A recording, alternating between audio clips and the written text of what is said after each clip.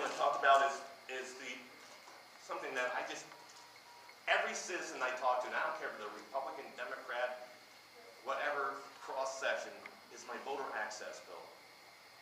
I just don't get why we don't do it.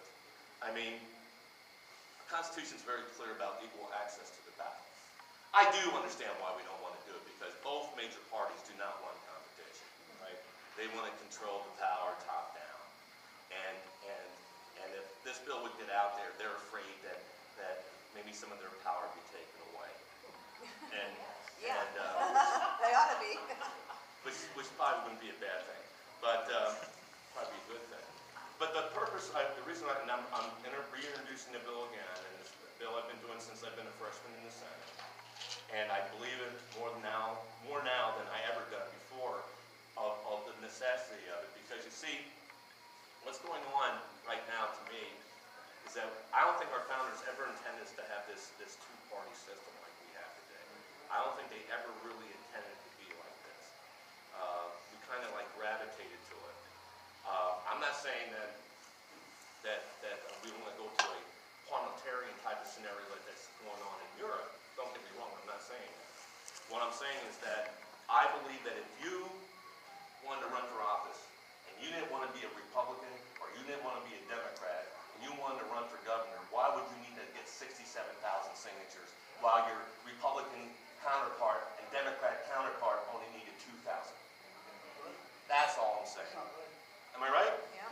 It should be 2,000 for everybody, right? I agree. Yeah. That's the bottom line. And that's all. The bill's very simple. It's not even an original idea with Mike Folmer. I copied it from Delaware. Imagine that.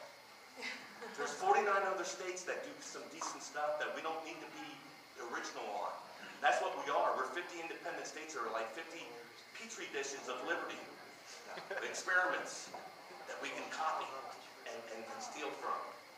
Not steal, but borrow. Borrow. So I just want to let you know that wasn't even my original idea. So the bill actually comes from Delaware. See, their arguments are, well, we'll have clutter in the ballot. Imagine having to go into a voter's booth and having more than just two people to choose. Imagine going into a voter's booth and going, oh my goodness, I got to actually think before I vote. When the time came for challenging the signatures for libertarian candidates, the Republican Party, with its multi-million-dollar war chest, went after the Libertarian Party, saying that the signatures were fraudulent. And while they succeeded in bumping the Constitution Party candidates off the Pennsylvania ballot, but the Libertarians fought tooth and nail for weeks, and I think it dragged on for what? 2 months. At least a month. And the Libertarians ended up winning. I mean, for the first time in who knows how long, if ever.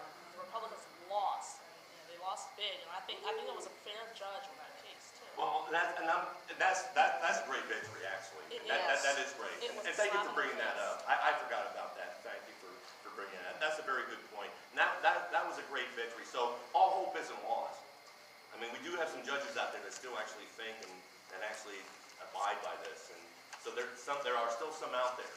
And that was a great victory. But that should never have happened. That shouldn't have to be.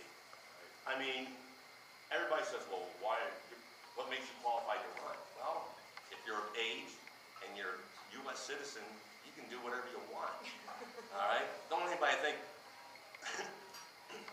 I sold tires. I'm not ashamed of that. I mean, I have a degree in history and such. I was going to go to seminary.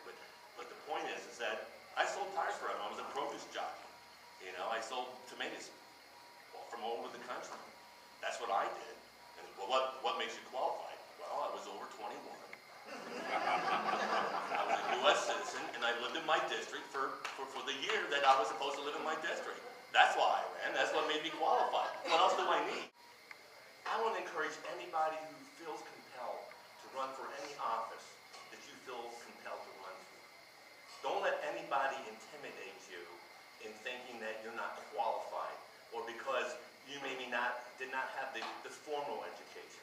Okay, I have a degree in history, but it's just a BA. That's all it is.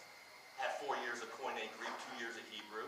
Okay, I can translate some manuscripts, and I like to do that. My faith is very important to me personally, and I love that. But I also have over 3,000 books in my library that I read. of good people are self-taught. And a lot of good people, you don't need a formal education to be bright. You don't need a formal education to be qualified. I'd rather see people that have common sense. I'd rather see people who believe in this in their heart and understand about the oppression of taxation that can be put upon a people. And understand that. That's what I want to see. I want to see more citizen legislators. Primaries, first of all, we should never have any type of referendum votes or anything on a primary ballot. Because primaries are purely those parties' choosings of their candidates for the general election is what it's really about, all right? So the primary should be purely about picking candidates for that general election. That's all it should be. So I just wanted to throw that out there. That's the other thing, folks. We need good candidates. And that's why I talked about don't let people think that you're not qualified. We need principled candidates that will do the right thing